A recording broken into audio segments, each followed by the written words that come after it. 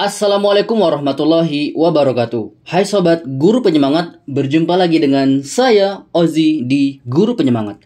Nah sobat, kali ini kita bakal membahas kesalahan-kesalahan fatal tidak memenuhi syarat seleksi CPNS tahun 2024 yang tidak bisa disanggah.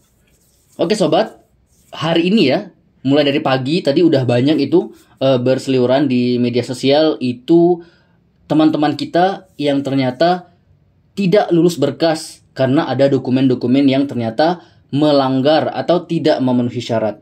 Dokumen apa saja yang sebenarnya tidak bisa kita sanggah? Nah, mari kita lihat.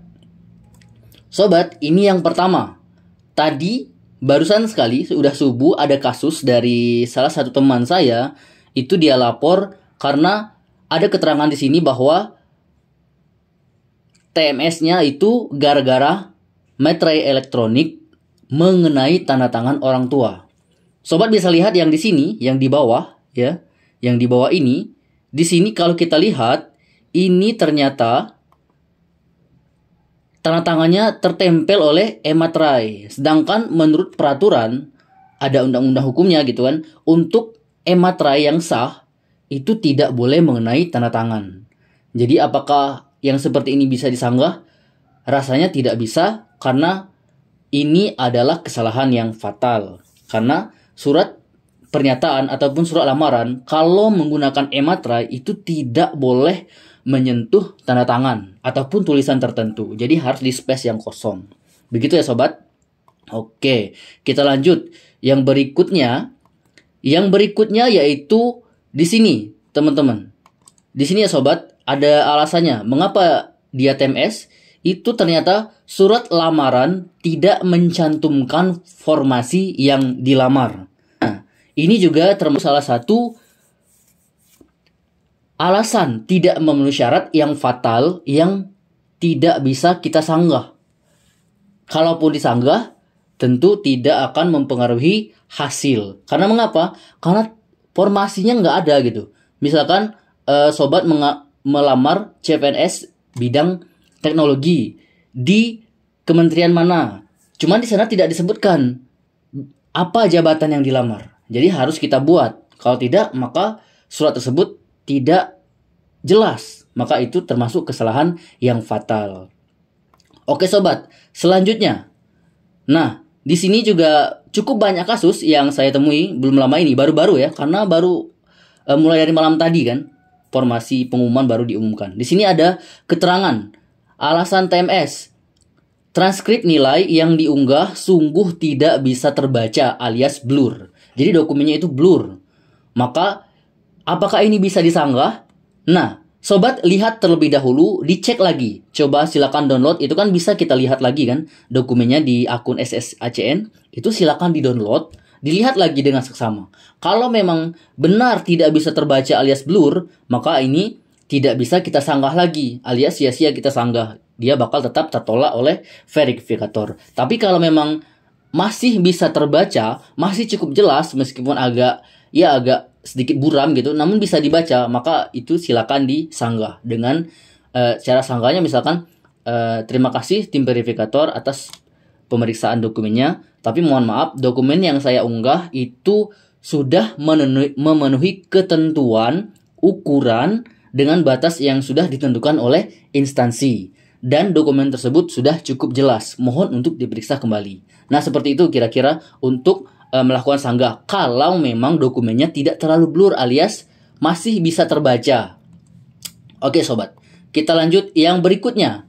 Ini salah satu kesalahan yang menyebabkan seseorang peserta itu TMS alias tidak memenuhi syarat alias tidak lulus berkas. Di sini ada keterangan. Saya mundur lagi ya. Oke, di sini ada keterangan poin pada surat pernyataan ada yang dihapus dan tidak sesuai persyaratan instansi. Kemudian ada dua yang menyebabkan dia TMS. Surat pernyataan tidak pindah, penempatan tidak sesuai dengan persyaratan instansi. Artinya apa? Ini sobat bisa berarti bahwa poin pertama itu surat pernyataannya diedit atau ada yang dihapus.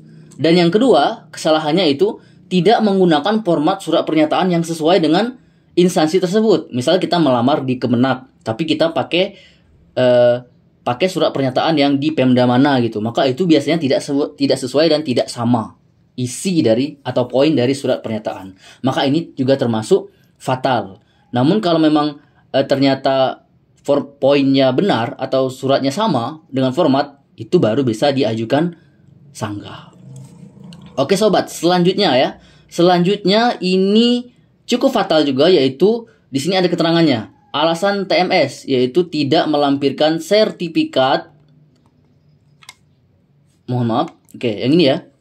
Saya kasih pena dulu ini. Tidak melampirkan sertifikat akreditasi kampus. Nah, ini kalau misalkan sobat melampirkan salah satu dari akreditasi, misalkan sobat melampirkan akreditasi prodi, kampusnya enggak gitu, maka ini boleh disanggah. Karena mengapa? Karena di syarat administrasi itu kan pakai garing alias pakai garis miring. Di sini kan syarat administrasi, sertifikat atau tangkapan layar atau screenshot pada PD Dikti atau BAN PT dari akreditasi perguruan tinggi dan program studi. Nah, di sini biasanya kalau misalkan sobat melihat di surat pernyataan atau surat pengumuman dari instansi itu boleh salah satu, maka ini boleh disanggah. Bilang saja sesuai dengan ketentuan dari instansi karena hanya perlu mengirim salah satu. Cuman kalau memang diminta keduanya nggak pakai garis miring, maka itu sebenarnya harus dua-duanya dilampirkan dan digabung menjadi satu file. Itu tidak bisa kita sanggah karena memang kesalahan dari pihak kita seperti itu. Lanjut ya sobat, ini ada kasus lagi. Alasan TMS, alasan tidak memenuhi syarat, ijazah dan transkrip di foto. Nah, ini juga kasus ya. Karena ada dua situasi biasanya. Yang pertama, sobat menggunakan foto namun tidak di crop dengan sempurna. Alias ada misalkan ini kita foto, ini kan saya screenshot kan. Nah, di atasnya misalkan tidak saya potong, tidak saya crop. Nah, ini tentu tampak itu hanya di foto. Dan itu adalah hal yang fatal. Namun salah satunya lagi ketika sobat mengupload dengan format yang tidak sesuai. Misalkan ijazah kan diminta PDF, namun sobat upload JPG atau format PNG, maka itu tidak sesuai. Maka itu termasuk hal yang fatal. Namun ketika ijazah dan transkripnya itu memang difoto, misalkan memang difoto ya, katakanlah memang difoto, kemudian sobat jadikan PDF dan itu dokumennya jelas, nggak miring-miring, nggak terpotong dan sebagainya, maka itu boleh disanggah. Ya, bilang saja itu sudah sesuai dengan persyaratan dan ijazahnya terbaca jelas, kemudian formatnya juga PDF sesuai dengan ketentuan. Pun demikian dengan ukurannya. Seperti itu ya sobat. Namun kalau seperti ini, kita harus periksa kembali. Oke, kita lanjut ya sobat. Nah, ini juga ada tujuan surat lamaran tidak sesuai. Di sini diberitahu ya oleh tim verifikator. Katanya, Assalamualaikum warahmatullahi wabarakatuh. Terima kasih telah memilih satuan kerja kami sebagai pilihan Anda. Nah, di sini ada kesalahannya. Dokumen yang Anda unggah tidak memenuhi syarat karena surat lamaran tidak sesuai format. Surat lamaran seharusnya ditujukan kepada Menteri Agama. Nah, berarti ini, sobat, permasalahannya adalah tujuan surat itu tidak sesuai. Mungkin yang diminta itu ditujukan ke Kementerian Agama Republik Indonesia di Jakarta, namun dia buat di provinsi lain misalkan, atau di kota lain, maka itu memang tidak sesuai dengan persyaratan dan itu termasuk hal yang fatal dan tidak bisa disanggah. Oke sobat, selanjutnya masih ada tidak nih? Oke, ini masih ada ya. Ini rasio pas foto tidak sesuai. Mari kita lihat di sini alasan TMS dari verifikator. Ukuran atau rasio foto tidak sesuai dengan ketentuan. Nah, sobat, untuk rasio foto biasanya beberapa atau banyak instansi itu tidak mematok secara khusus berapa rasionya. Namun, ketika pas foto yang sobat upload itu misalkan tidak sesuai dengan bentuk, misalkan pas foto kan biasanya ukuran portrait ya, panjang seperti ini ya, tegak. Namun sobat upload miring. Nah, maka itu tidak sesuai. Maksudnya miring landscape kayak ukuran layar ini kan panjang gitu kan. Nah, itu tidak sesuai dengan ketentuan. Namun ketika sobat mengupload pas foto misalkan kayak potret kayak gini, udah pakai latar belakang merah, kemudian pakai baju formal, maka itu harusnya sudah sesuai dengan ketentuan. Biarpun pas foto yang sobat upload itu adalah 4x6 atau 3x4. Itu kan sebenarnya itu rasionya cukup sama.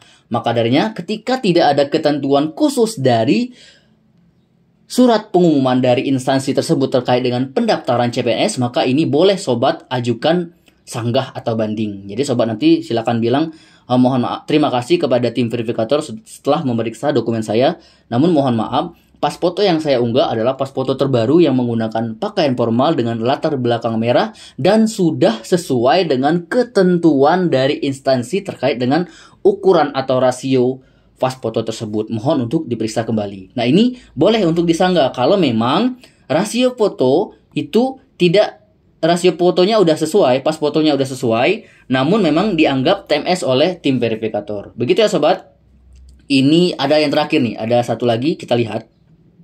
Nah, di sini ada juga kasus, mohon maaf Anda tidak lulus tahap administrasi karena persyaratannya tidak terpenuhi. Ini adalah tanda tangan pada surat lamaran dan surat pernyataan tidak menempel dengan materai. Nah, ini kan kalau permasalahan yang pertama tadi itu pakai materai, memang tidak boleh kena materai. Namun ini ternyata materai tempel, namun tanda tangannya tidak terkena oleh materai.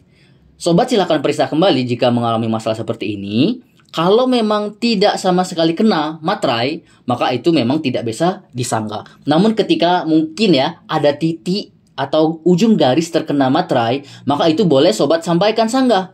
Itu udah mengenai materai, bilang seperti itu dan sudah sesuai dengan ketentuan. Namun kalau memang benar-benar tidak terkena materai, maka ini adalah hal yang fatal sehingga TMS-nya tidak bisa disanggah.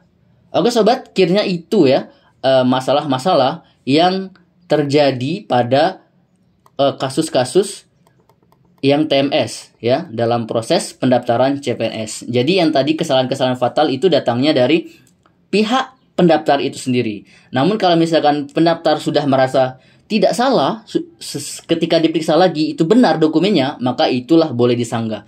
Dalam masa sanggah kita tidak boleh mengajukan atau tidak boleh mengupload ulang file karena kita hanya bisa membela kembali dokumen-dokumen yang sudah kita unggah. Siapa tahu kan verifikator kan juga manusia. Jadi ini bisa kita lakukan sanggah jika memang dokumen itu benar dari kita dan kesalahannya datang dari verifikator. Oke sobat, demikian yang bisa saya sampaikan terkait dengan kesalahan-kesalahan fatal yang menyebabkan seorang pendaftar CPNS itu TMS dan tidak bisa disanggah. Demikian, wassalamualaikum warahmatullahi wabarakatuh.